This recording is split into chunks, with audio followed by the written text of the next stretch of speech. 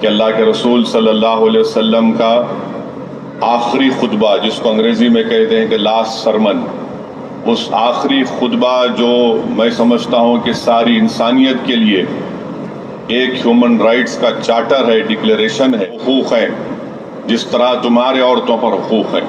اور رسول اللہ صلی اللہ علیہ وسلم نے فرمایا کہ عورتوں کے معاملے میں اللہ سے ڈرو۔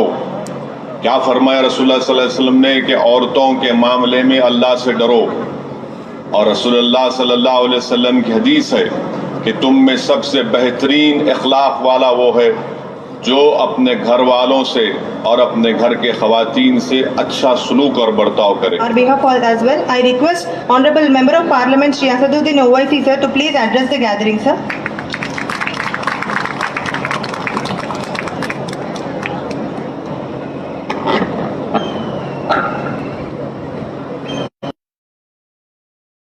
الرحمن الرحیم۔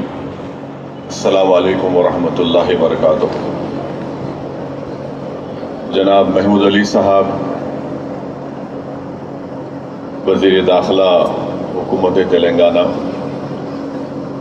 محترم جناب انجنی کمار صاحب، کوتوال حیدرآباد، شہ نشین بتشریف فرما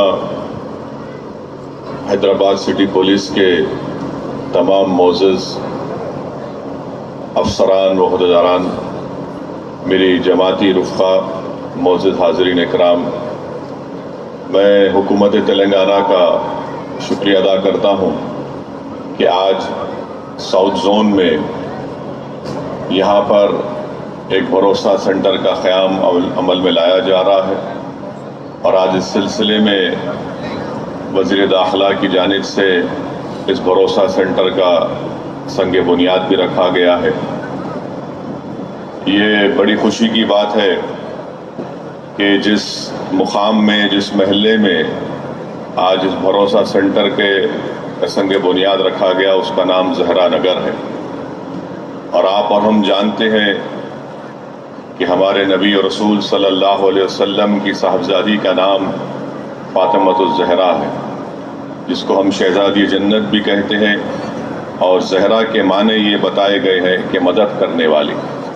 تو یقیناً یہ بھروسہ سینٹر ان تمام پریشان اور تکلیف میں مبتلا خواتین کی مدد اس سے ثابت ہوگی، اور ساتھ ہی ساتھ یہ بات بالکل سچ ہے کہ ہمارے معاشرے میں چاہے وہ مسلمان ہوں، ہندو ہوں، یا دلت ہوں، یا بیکورڈ کلاس سے ان کا تعلق ہو، یا عیسائی ہوں، یہ بات بالکل میں اپنے چھوٹے سے سیاسی تجربے کی بنیاد پر کہہ رہا ہوں کہ ہمارے اس معاشرے میں خواتین سے ناانصافی ہوتی ہے، خواتین پر ظلم ہوتا ہے، اور خاص طور سے جب لاک ڈاؤن ہوا، اور لاک ڈاؤن کے درمیان میں جہاں پر ساری دنیا میں لوگ اپنی انسانیت کے مظاہرے کر رہے تھے، پولیس کے لوگ، ہیلتھ کے ڈپارٹمنٹ کے ڈاکٹرز، نرسز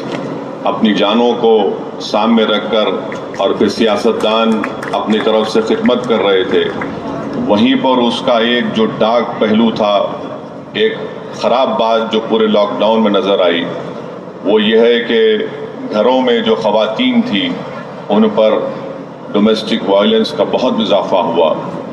اس لیے بہت ضروری ہے کہ اس برائی کا ہم خاتمہ کریں، اور یہ خاتمہ اسی وقت ہوگا جب معاشرے میں ایک شعور بیدار ہوگا، اور ہم خواتین کو اپنے برابر کا حصہ دار سمجھے، ان کو اپنا غلام نہ سمجھے، نہ ان کو کمتر سمجھے۔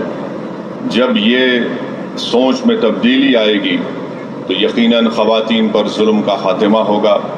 میں ہمارے مسلمان بھائی اور بہنوں سے عرض کرنا چاہ رہا ہوں کہ اللہ کے رسول صلی اللہ علیہ وسلم کا آخری خطبہ، جس کو انگریزی میں کہتے ہیں کہ لاسٹ سرمن، اس آخری خطبہ جو میں سمجھتا ہوں کہ ساری انسانیت کے لیے ایک ہیومن رائٹس کا چارٹر ہے، ڈکلیریشن ہے، جس میں محمد صلی اللہ علیہ وسلم نے کیا کہا۔ آپ نے فرمایا کہ کسی کو تکلیف مت دو تاکہ تم کو کوئی تکلیف نہ دے، تو علماء اکرام نے کہا کہ تکلیف ذہنی بھی ہو سکتی ہے، تکلیف نفسیاتی بھی ہو سکتی ہے. اس لیے یہ تمام کائنات سے کہا جا رہا ہے، تمام انسانیت سے، کہ کسی کو تکلیف مت دو تاکہ تم کو تکلیف نہ ہو.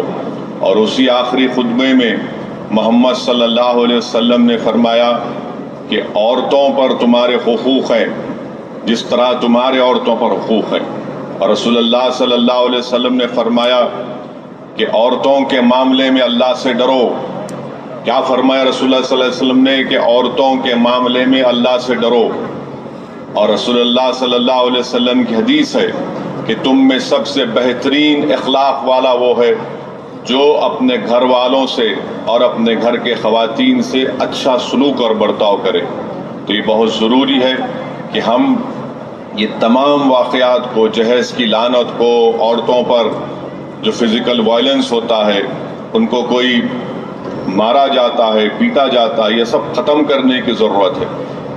اسلام میں رسول اللہ صلی اللہ علیہ وسلم کی سیرت کا مطالعہ کریں گے تو کہیں پر بھی محمد صلی اللہ علیہ وسلم نے کہ ہماری امت کی ماؤں پر کبھی ہاتھ اٹھایا نہیں اٹھایا. اس کی تعلیم ہی نہیں، جبکہ ہم کو یہ بتایا گیا کہ رسول اللہ صلی اللہ علیہ وسلم سے جب شہزادی جنت ملاقات کرنے آتی یا آپ صلی اللہ علیہ وسلم ان سے ملاقات کرنے جاتے تو اللہ کے رسول صلی اللہ علیہ وسلم اپنی بیٹی کو دیکھ کر کھڑے ہو جاتے. یہ ہم کو بتایا گیا ہے. تو اس لیے میرے عزیز دوستوں اور بزرگوں، اس بھروسہ سینٹر کی ہم کو ضرورت بھی نہیں پڑتی اگر ہم ان تمام برائیوں کا خاتمہ کر دیتے. مگر یہ حقیقت ہے، اور اس حقیقت کو روکنے کے لیے جو برائی ہے اس بھروسہ سینٹر کا قیام عمل میں لایا جا رہا ہے.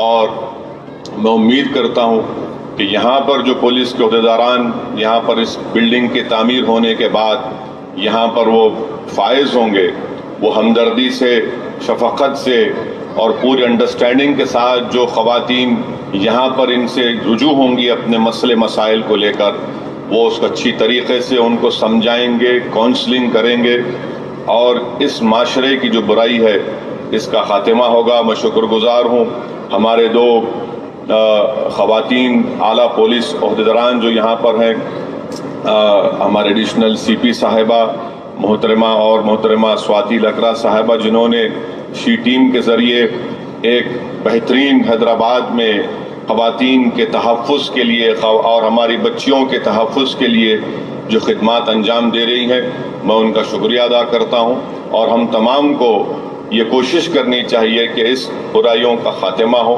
اور ابھی ہوم منسٹر صاحب، وزیر داخلہ صاحب بتا رہے تھے کہ ہمارے شہر میں دوبارہ کووڈ کا، کورونا کے کیسز میں اضافہ ہو رہا ہے. تو میری آپ تمام سے گزارش ہے کہ تمام احتیاطی تدابیر کو استعمال کریے. خاص طور سے جو ماشاءاللہ جو شادیوں کا سلسلہ دوبارہ شروع ہوا ہے، ذرا اس میں سوشل ڈسٹینسنگ کو رکھیے. ضروری نہیں ہے کہ آپ جا کر ہر شادی میں دولہے سے گلے مل جائیں گے. اگر آپ گلے ملیں گے تو یاد رکھیے کورونا آپ کو دولہا بنا دے گا. تو اس لیے بہت ضروری ہے کہ احتیاط کریے، دور سے دولہے کو مبارکباد دیجیے، کیونکہ کورونا ایسا ہے کہ کبھی کسی کو دولہا بناتا تو کبھی کسی کو دلہن بنا دیتا. تو دواخانے ابھی بھی آباد ہو رہے ہیں، اس کو بچائیے اپنے آپ کو، اور جتنا ہو سکے آپ لوگ ویکسین بھی لیجئے. انشاءاللہ میں بھی ویکسین لوں گا، اور ویکسین سے ہم تمام کو اپنی جانوں کو بچانا ہے. میں امید کرتا ہوں کہ پولیس ڈپارٹمنٹ جلد سے جلد یہ اس بلڈنگ کے کام کو شروع کرا کر، بتایا گیا ہے کہ 12 مہینے میں اس کو ختم کر دیا جائے گا. میرا جو سیاسی تجربہ ہے، پولیس گورنمنٹ کی طرف سے کوئی کام 12 مہینے میں نہیں ہوتا، کم سے کم 24 مہینے میں آپ اس کو ختم کر دیجئے، مگر ضرور ختم کریے. میں پھر سے ہمارے کمشنر پولیس صاحب کا، انجنی کمار صاحب کا بہت شکریہ ادا کرتا ہوں کہ ان کے ماتحت شہر حیدرآباد میں سکون ہے، اور وہ تمام لوگ مل کر کوشش کر رہے ہیں. شکریہ. وآخر دعوانا الحمدللہ.